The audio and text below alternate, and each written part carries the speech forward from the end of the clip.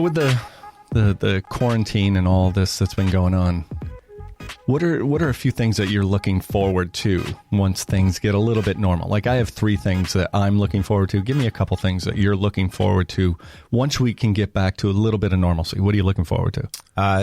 Well, let's see. On the social side, travel. I've got a brand new goddaughter in London. So oh, really? I'm excited. How brand new? She'll be a year old in February. So it was literally I was going to go. I was scheduled to go to London at the end of March, and so you're the godfather / godmother to both my kids. That's right. And now you got another. Are there more? Or is this, yes, there are more. Good for you. You're a good choice. Yes. Okay, thank you. Go on with your list. I'm sorry. So no. So travel for sure. I'd like being social. So being social out in the city would be nice. Yeah. Whether it's to go to the theater or go for a couple drinks, go for dinner, that type of thing. And then on the nerdy side, I just want to go into free reign in comic stores and just hang out, go check out the conventions. Yeah, I hope that stores, happens. All that stuff. Yeah. Get out there and do your comic book thing. I know how important it is to you. Yeah. Well, some of the things I'm looking forward to is one, I'd love to hug my friends again, male and female. I don't care who it is. I'll hug you. I'll be happy to touch you again. Not in a bad way, but in a good way. Okay. I can't wait to perform again, get back on stages anywhere. I can't especially wait the for Carlson. that. Yeah. Do these shows and try and make people laugh, because just by looking at your social media, people need a laugh. Oh God, yeah. It's very, very stressful out there. Yep. Oh yeah. Yeah. Yeah. You got me back on Facebook, and I'll tell you, I'm depressed. I know. I was telling you today, I would get rid of my social media if I didn't have to promote myself. If we didn't have exactly. Right. If I didn't need it, I'd get rid of it. I would. I'm kind of done with it. Yeah. In a way. Agreed. And also, I'm looking forward to getting rid of like phrases like "in these unprecedented times." I'm sick of that one. Yep. Sick of the new normal. Oh God, the new normal. Hate that. And the recent one that's really bothering me is "out of abundance of caution." I love that one. Like instead of just saying just trying to be safe, we have to say "out of an abundance of caution." Yeah, it's like where did the politically correct phrases now? Like it's like branding. Yeah, it is. It is a form of branding. Yeah, and it's almost like a fear thing. Yeah, there's just people add words to make it sound. And the sad thing is that you've got these junior executives at some of these companies that I'm sure are using these, like telling their employees, out of an abundance of caution, we're going to reduce the hours and send you home early. And, it's an unprecedented situation. I know. That's right. But anyway, those are some of the things I'm looking for. I just can't wait till we get out of this dark cloud and, life gets back to the new normal or the old normal. There is no, Yeah, there isn't. Was there really a normal? No, there isn't. No way. No. And, well, anyway. So who do you got today? Well, today, let's talk about throwing normal out the door. Yeah. Today, we've got an extraordinary guest. You know her. You've actually introduced me to her virtually. Right. And I only know her because I saw her on TV and was totally impressed. And I thought George would love this. And here we are. What? See, now I didn't know that. So that makes it even more extraordinary. Yeah. But we are very, very excited to welcome Danielle Nassana. She is a documentary producer. She originally was from Rochester. Right here. Yep. We both are. But like me, she is, not now. I'm not there. But she is living in New York City. You lived there for 50 years. It is correct. 50 feels like it. Yep, 50 long years I lived there. So we are very excited today to welcome Danielle. Hi, Danielle. And she's going to give us her story about how she left Johns Hopkins and became a producer. Danielle, welcome. Hello. Thank you so much for that lovely intro. It's great to be here. Oh, absolutely. I wish, we will say more, but it's just really impressive. Todd was very impressed. He told me about it. Yeah. Transparently, I watched the documentary Macho, the Hector Camacho Story last night. I did watch it, so thank you for giving me access to that. It was wonderful. Yeah, it's really, really good. And I've got some questions around that too today. Thanks for checking it out. Absolutely. But this is this podcast is really about storytelling and what our listeners can get from great leaders in their own field.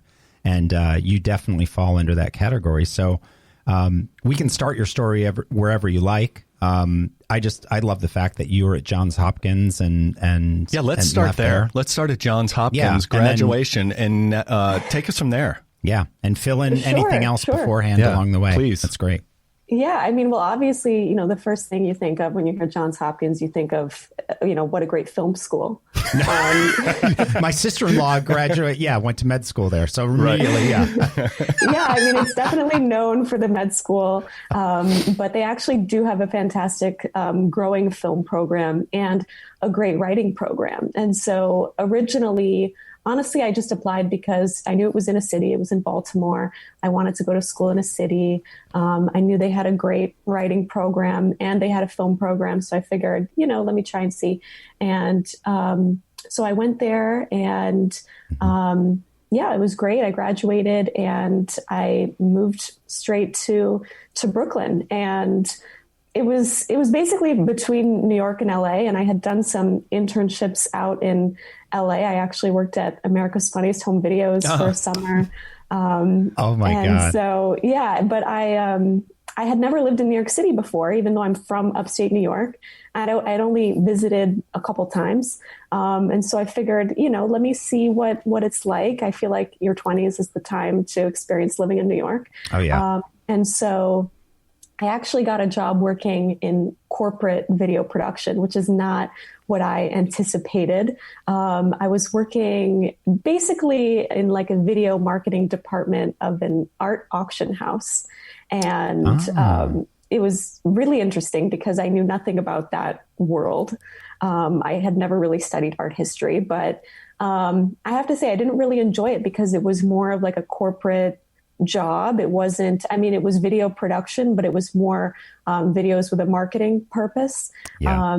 And I was interested more in the film and television side of things. So I worked there for about 6.5 months and I basically just saved up a few months rent.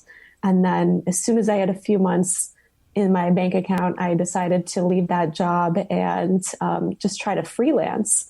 And so I was just getting any PA, production assistant job I could find, which a PA job, for those who don't know, that's basically like entry level film job. Okay. Bottom of the totem pole. And so, basically I was just working on anything I could find. Good for you though. Films. Good. Sorry, just one quick thing, because a lot of listeners and a lot of people that I've coached in the past, they always just like, I don't like my job. I'm just going to quit and I'll just figure it out. And good for you for just being like, you know what, I'm going to, put a couple bucks away and then have the freedom to go do what I want to do. And I think that's such a key thing. Sometimes you just stick it out. You don't have to love what you're doing.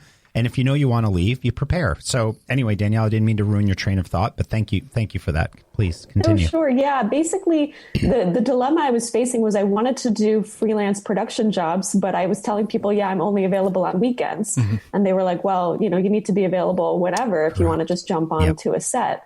And so, it was slow. When I first started, I remember my first week freelancing, I had a job I was working on a web series that week just as a production assistant. And I thought, oh, wow, look at me. I already got a job. This is going to be great, But then a few weeks went by and I wasn't, finding a bunch of jobs. Also, I didn't really leave my full-time job at the best time. I think it was February, March is not really a booming time for production in New York. They pick up more in the spring. So, it was definitely nerve-wracking for a little bit, but I just I took any PA job I could find, even if it was just like moving boxes around. That's great. Because I was just as you should. Eager. Yeah. And you do what you have to do. Now, let's go back just a little bit. Growing up here in Rochester, you grew up in Pittsford. Did you grow up like a theater kid, or did you? I'm guessing you were a fan of movies. What led you? What was the seed that was planted in your brain?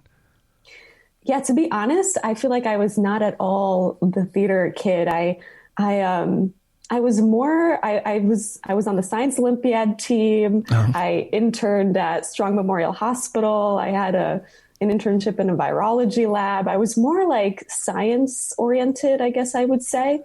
And I kind of thought, honestly, up through high school, I was going to major in biology and maybe go to med school, which is kind of why it's ironic that I ended up going to Hopkins and not pursuing that. But Yeah, I would say always throughout my childhood, I love movies. We went to the movies, my family and I, like every week. And I just loved that feeling after you see a movie that you love, and it really stays with you. And so, yeah, I would say it was in high school that I kind of realized that I wanted to, keep pursuing filmmaking and not really just as a hobby, but more as a full-time career.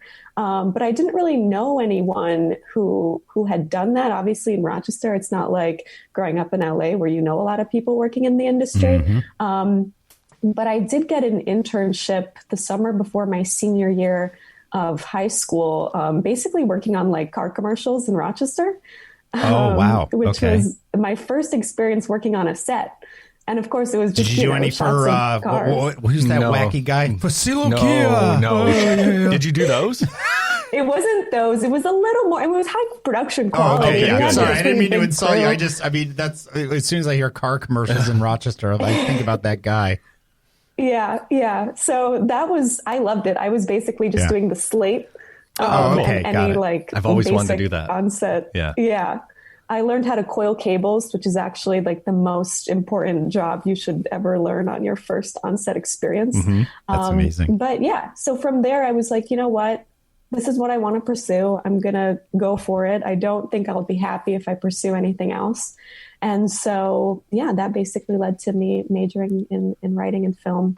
That's great. Yeah, that's really cool. So you're freelancing. You're taking anything you can, moving boxes, doing what you can. What was the freelance job that was that? What was the break?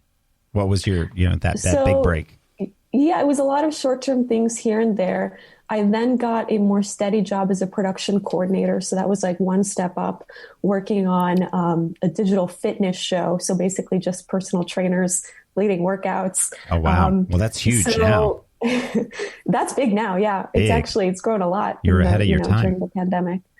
Yeah. So I was more of a coordinator on that. And then I started wanting something a little bit more long-term, a little more permanent rather than this, constant hustle of trying to find a new gig every week. And so I ended up getting a 3-month job working at a company called Live Star Entertainment. And basically it was a production coordinator job for 3 months where I was setting up shoots for an award show. Basically this award show was coming up and a bunch of content had to be shot for it. And so I was just scheduling all these shoots. And so it was a really small company. And I think basically when I got there, I made it clear that I didn't want to just be coordinating shoots forever. So I took every opportunity to kind of do as much as I could on that show. Yep. And I ended up really being more of an AP, which is associate producer on that show rather than just coordinator. So that was like my first experience really working on a larger project. And that's actually the same company where I'm still at today. I was going to say. That's okay. That was so 3 months turned into 3 years. Yeah, basically, Eric Draft, who is a director, producer. This is his company, and he does a few different types of production. One being live events, which is where I started, and then another being corporate content, so like commercials. And then the other being original content, which is the documentaries we produce. And so when I finished doing that award show for him, he was like, I'm developing a documentary right now about Hector Camacho. Would you want to work on it? And I was immediately excited about it because feature films is really what I wanted to work on all along. Not that I didn't love working on the fitness show and, every but here and there. It's cathartic in a way. You have to go through it to get to the next thing. Yeah. So you have to go through the fitness thing, or it could have been an aerobic studio. It could have been, I don't know, it could have been fast food commercials, whatever. It's cathartic. Mm-hmm. You get through it. I mean, Jon Favreau, before he did Iron Man and all this stuff that he did, it's like he went through like different stuff. You know what I mean? You got to go through it to get. You have to. You got to climb the ladder. Mm-hmm. Yeah. So, and no, you can go ahead. Eric Drath, you met with, and let's not just skim over Eric. I mean, he's a 2-time Emmy winner, and I've seen several of his 30 for 30s and didn't realize he directed them. But when I read up about him, I mean, he did the ones about Tony Hawk, Brandi Chastain, Colin Kaepernick. They're really, really well done. And you can almost tell and I've watched him, that he has a little signature to his filmmaking. Would you agree? Definitely. Yeah. He definitely has his own, I would say, brand of filmmaking. Basically, he kind of likes stories. He's attracted to stories that are kind of investigative in nature. So he did the 30 for 30 called No Mas on the Sugar Ray Leonard, Roberto Duran fight. Got to see that one. Roberto Duran said no mas and kind of gave up. And so he kind of interviewed them both and kind of investigated what happened that night. Okay. He also did Renee about the Renee Richards, the transgender tennis player, and kind of investigating what happened when she tried to play tennis, and I think it was the 70s. And so they're all sports related stories, but they kind of go a little bit deeper. They kind of investigate something non-sports related as well. Yeah, I wanted to get into that. So so with all the projects you're doing, was the Hector Camacho story your first production credit? That was my first feature film credit. I had worked on short films, little things here and there, but this was my first significant project. And it was really great for me because when I was finishing up that other award show project, it was right when Eric was still working on the pitch that he was going to bring to networks. And so basically I got to be part of those conversations where we were looking at the pitch, helping to develop that pitch, and then on the calls with these networks. So we actually pitched it to a few different networks, and then it was Showtime that ended up buying it and going for it. So for this project, would you say that you were tapped on the shoulder, like, hey, do you want to be the producer on this? And this is what I want you to do? Or was this something that you just saw that you were into and you asked for it? Definitely not tapped on the shoulder. It was more like, I think that, you know, when you're at a company that's a small company, you have the opportunity to do a lot. And as soon as I got there, I realized that it was a small company and I wanted to do as much as I could. So I definitely developed a good relationship with Eric, but also just made it clear that I was ready and willing to do any work, any project thrown at me. And so I definitely think I kind of proved myself in that way. And then even when I began working on Macho, it's not like someone was like, okay, you're the producer now. It was more, I didn't really have a title. I was just, working on it and kind of overseeing almost every aspect of it. And then it wasn't until about halfway through that I was like, wow, I'm producing this, That's right. I love it. And so many people don't realize the value of that level of engagement. It's not just about doing the job because, hey, Danielle, you do your job and you do it really well, but you're also engaged with the people around you. Yeah, there might be some collaboration, but the goal for you isn't to step over anybody. It's just, I'm going to do some great work. And sometimes you have to ask to do more great work. Sometimes you're tapped on the shoulder to do that great work. But the point is you're an engaged employee with the company. And there's so many young people I've coached where as I'm talking with them, I'm like, oh my God, you're just there to collect a paycheck. You're not, you're not getting coffee for anybody. Get coffee for people. You're not, getting coffee for people sometimes can be the greatest job. How do you think, I'm dating ourselves here, myself, but how do you think David Geffen got started? He was in the mail room at the William Morris agency. Oh, I didn't know that. And he delivered mail to all the executives. And what did he do? He started, that's when he was like, oh yeah, I'm going to represent Cher. I'm going to, he BS'd his way a little bit. Sure. Danielle, I know you're not BSing. I'm just saying, but it's in that, he delivered mail to do what he wanted to do. It was a form of networking. That's what he was doing. Right. And Danielle just, here are you going around, taking whatever freelance jobs you can because you knew what you wanted to do. You get in with this great company. You're working with a great guy, very talented guy. And, you're so engaged. It's kind of like, yeah, you can ask for stuff, but they're also going to be like, oh my God, Danielle's a natural fit. Let's do this. Todd, did you have a question? Oh, yeah. So Macho, for people wondering, we're talking about Macho, the Hector Camacho story, which is on Showtime right now. It premiered December 4th. And I want to know, what was it like for you when you sat down to watch it? And I'm sure you watched it ahead of time, but to see it premiere on Showtime and then to see your name in the credits at the beginning, what's that got to feel? That's got to feel amazing. Yes, I will tell you, I had seen this film at least 100 times. Of course, you got to. I had seen so many versions of this film. I can talk a little bit about that. It was not a straightforward journey making it, and so it was complicated. But by the time it was finally finished, I think sometimes when you're working on something for so long, you're so close to it, your eyes are so close to it that it's hard to back up and kind of see the bigger picture. And I think, at one point it's like you almost forget, like, wow, at one point this is going to be finished. It's going to be out of our hands and people are going to see it and watch it and tell their friends about it.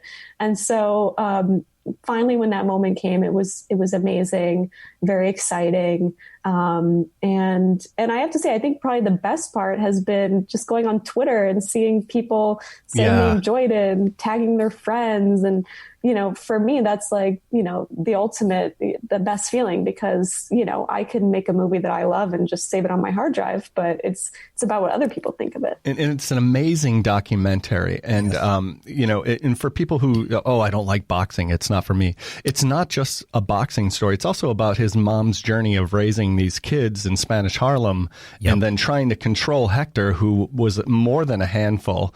And it's more that story. And what I love too, and I at the beginning, Teddy Atlas, he compared boxing to it being Shakespearean, and I love that. Yeah. And I love that you guys put that in there. What are your thoughts on that? Do you agree that boxing is a Shakespearean?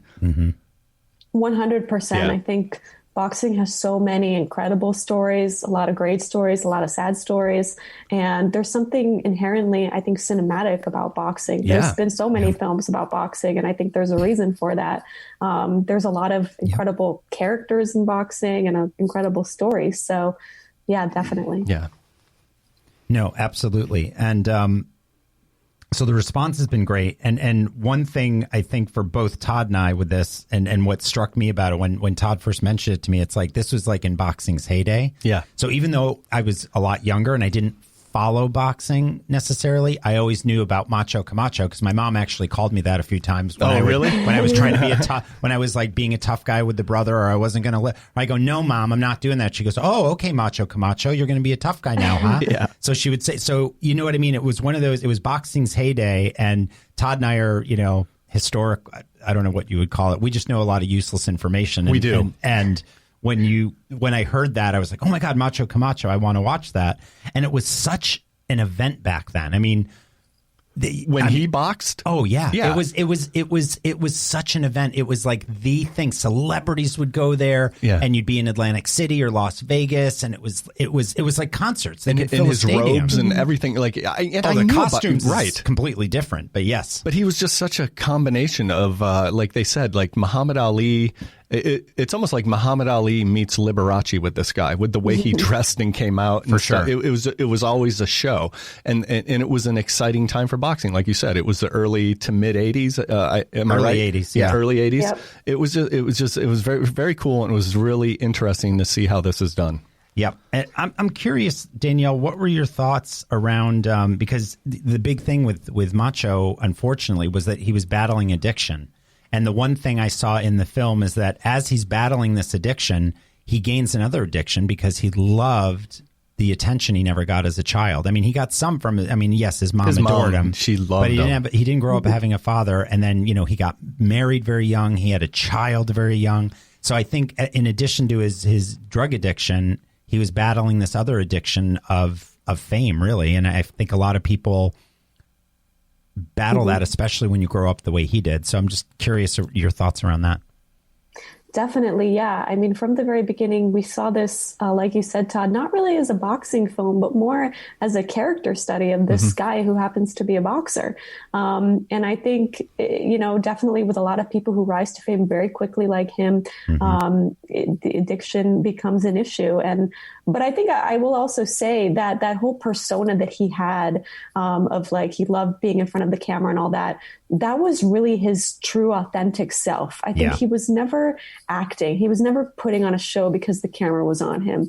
That was just who he was. He was just this inherently crazy, over the top guy who loved entertaining people, loved wearing these costumes. And even when he wasn't, in the ring or on camera, he wore these crazy outfits that he designed himself. Yeah. And so I think that was just who he was. That was just his authentic self. Yeah. Did you go to all the interviews? Like, were you there a lot with his mom and with the trainers and?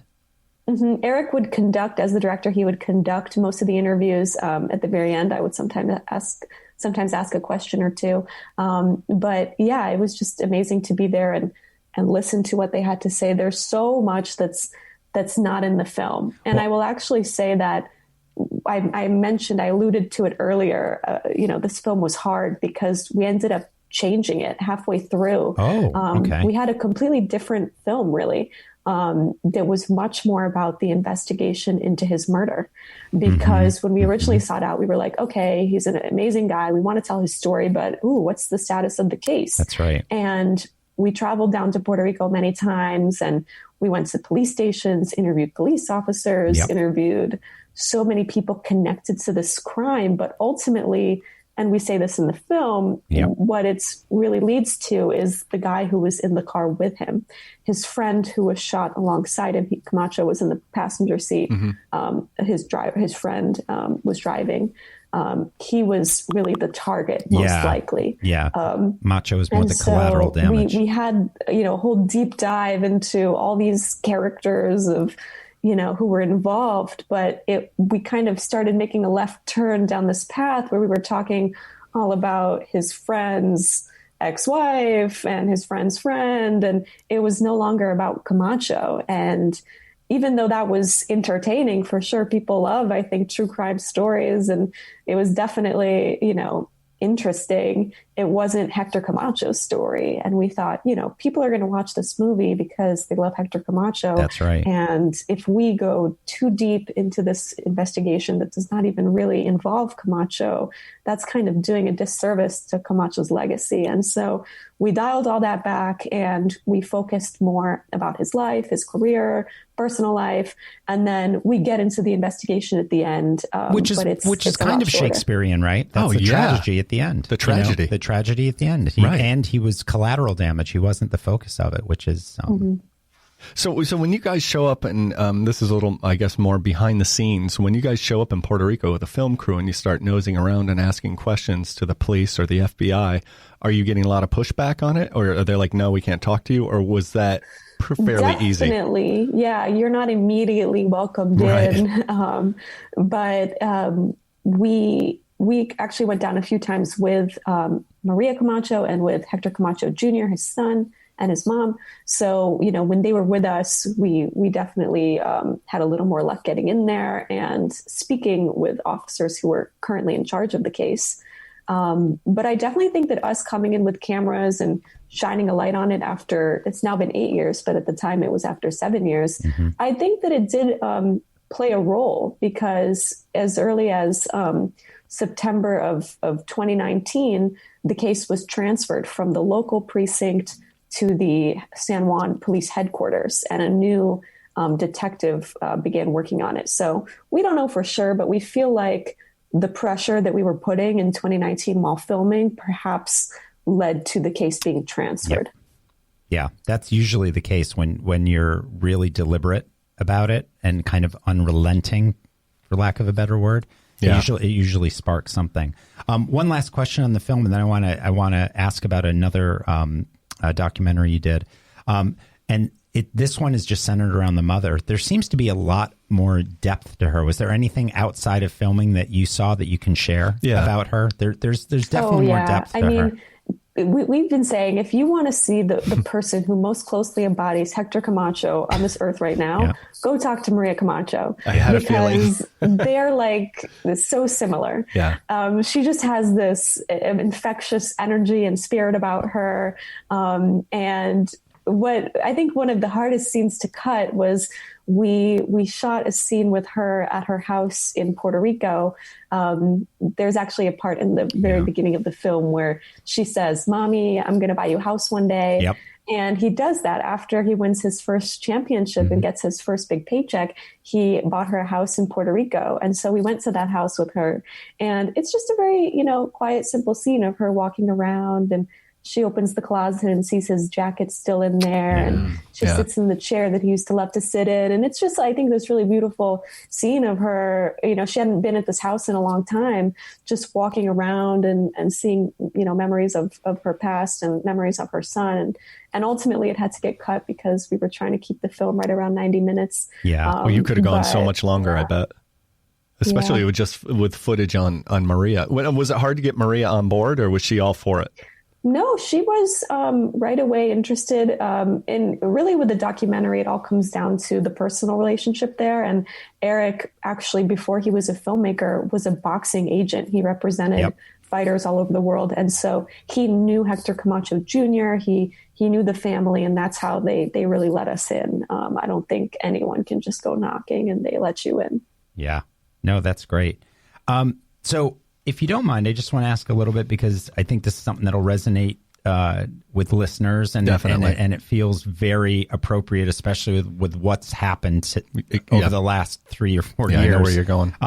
In 2017, and I apologize if I mispronounce it, Noor. Yes, Noor. And this is about a 12-year-old girl that feels self-conscious wearing her hijab at her new school. So I'd love to hear where you came up with this, how you put it together. Give us the whole thing, because I think a lot of people would like to hear that process. Yeah. So this was my thesis film, actually, in school, and it was a short film, and So I'm a first-generation American. My parents both immigrated here from the Middle East, and I wanted to write something that was kind of with a character who's very different from me, obviously, but has some of the kind of same connections. And so the idea here, basically, it's a girl named Noor, and she is going to a new school.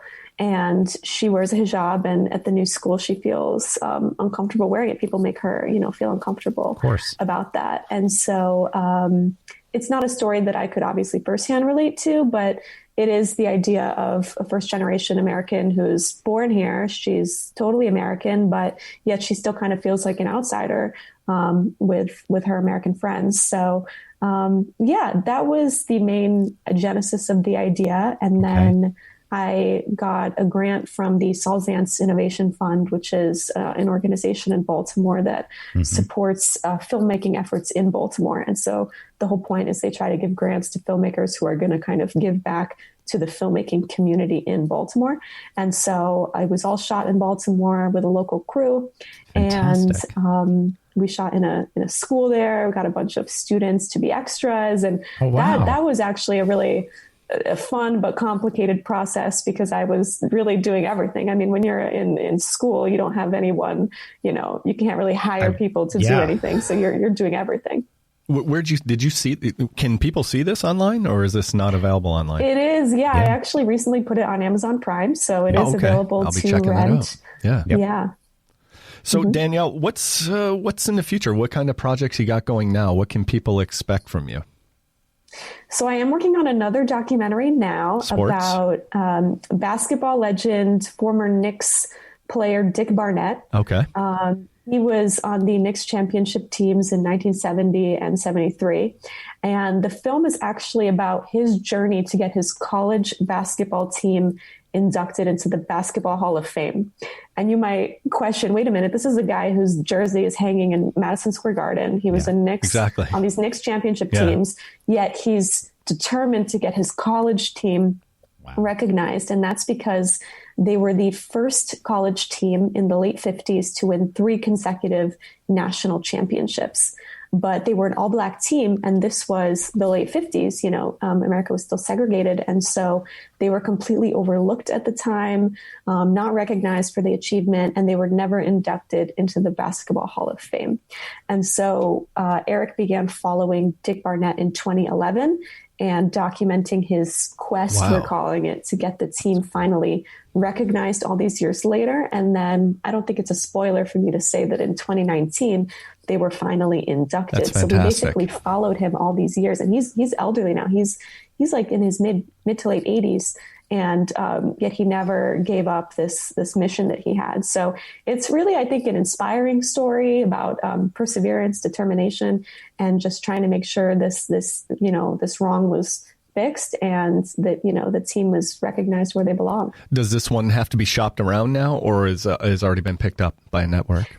Yeah, so we're basically right now in the post-production phase. We almost have a rough cut ready, and it does not have distribution yet. So basically, we'll be sending that rough cut around, and hopefully it will find a home very soon. It will. Oh, especially with this. I mean, the Camacho story has only been out since December 4th, and it's already, it's getting great reviews. Yeah, so I have no doubt that this one will be great. Yeah, this will open a window for sure. I'm a huge NBA fan. So, yeah. Oh, that's true. It's really cool. There's a lot of really old, archival from, when they called the Knicks the Knickerbockers. The Knickerbockers. It's really cool to watch this really old footage. I can't wait. Looking forward to that. And 2 more things from me. One, any entrepreneurial thoughts for the future? I'm not a big fan of putting a lot of energy on the future. I think it's so important to stay in the moment. But have you had random thoughts of, hey, maybe it's my own production company, or maybe I take a bigger role at the current production company. Maybe there's a partnership. Just anything like that. Yeah. I mean, I have to say, for me, I love working on documentaries now. Yep. It's a really cool area to be working in. But I feel like I've always loved scripted content, and really my main love is writing. And so I am right now trying to write my own feature-length screenplay, a scripted narrative. It is hard, writing, finding the time and the motivation to make yourself sit down and write every day is really challenging. And I definitely don't do it every day. Sure. But the goal is in 2021 to finish this screenplay of my own that perhaps I can get funding for and make somehow. And that actually, I'm not really ready to talk about the whole idea yet, but I will say that it is set in Rochester. Come on. People always say, set your first feature in your hometown and write about what you know. That's a smart idea. Yeah. Rochester is probably the place I know best. And honestly, Danielle, you bring up something that most successful entrepreneurs have done. And what's made them successful is that they go where they have a home court advantage. So like some of the most that's like the dream. The dream is produce a film in Rochester, New York. So can I break in? Yeah, this is Scott, our producer. He'd like to have I've been inviting he has time for you now. Now all bring up making a movie in Rochester. Yeah, all of a sudden Scott has time. Before it's like, don't talk to me today, guys. I'm not cranky. Here. I'm cranky. Go ahead. You have the floor, Scott. I had to clean up puppy poop earlier this morning. Give me a break. Well, domestic choices. Come back to Rochester and make sure you call me, and we'll get you crewed up in no time. You will be fine. Yeah, Scott has a production company. This is a company. great town to shoot in. We wrapped our first feature film on Friday, March 13th. Oh, right before the big, right before everything shut down. So we were, and we had, and he's not really a big name anymore, but the big name that we had in our film was Jeremy London. And oh wow. We flew him in from Mississippi, and he was here, and we were worried we weren't even going to get him to fly home. We were afraid he was going to be like, I don't want to go on a plane, but he was cool. Yeah. But this is a great town to shoot in. So look, we just made a connection. Maybe you guys. That's awesome. Yeah, I have to finish the script first, but hopefully it'll happen. Within the next few months. It's all about. And then it'll happen. All about connections. I love it. And if you need like a sexy leading man or men, you have George and myself. Well, totally I don't great. like to, She's like, great. Yeah, that's so great, guys. Oh my god. Yeah, great. Are we done yet? Yeah, I'll be in touch with you. Oh my god. The casting director will be in touch. Yeah. My people will talk to your people. That is fantastic though, and I think again, it's such a key thing. It's like you have to evolve. You have to evolve, and when you have the home court advantage, it just makes things are still going to be difficult, but it makes things just so much easier. And some of the most like successful restaurants or other businesses around the world have been because people went back. It's a story for another day, but a friend of mine literally went back to Finland to open up his own restaurant, and it's now like 3 or 4 Michelin stars, the whole thing, because he grew up there. So he knew all the farmers and he could get farm fresh. It just made the business. So I think that's a very, very smart idea, coming back to where you know best. You have the home court advantage, and you'll have a very successful film. I love Danielle. This was a great talk. This was real. I loved it. It was so good.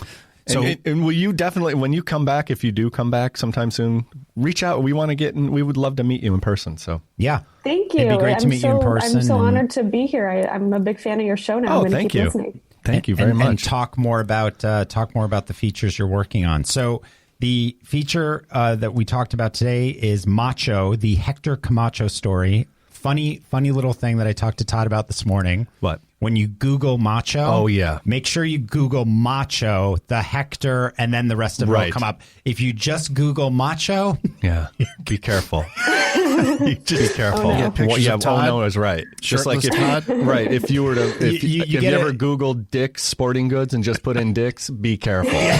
All right. Exactly. So just make sure you put Macho, the Hector, and the rest of it comes through. It comes right through.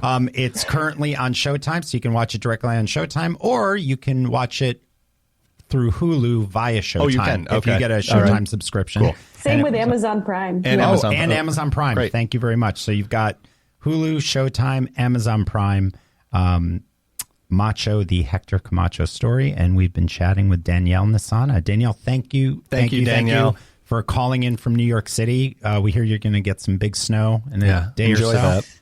Yeah, thank you so much for having me, you guys. Yeah, absolutely. We appreciate it. Thanks so much. Well, Todd, that was great. That was great. I told you, when I saw that interview on Good Day Rochester, I'm like, in my mind, I'm like, George would love to chat with her, and it was perfect. And that makes you a very good producer, Todd. I could be a producer. You could, you could be a producer. I got my finger on the pulse of what's good. I think that's you do. Yeah. Is that where your finger is? Yeah, that's where my finger is. Sicko. That's Mr. Chime in when you hear about movie making. Yeah. Yeah. Doesn't want to talk to us at all. Leave me alone. Leave me alone. Leave me alone. I'm cranky. Dog, wife, kids, dog.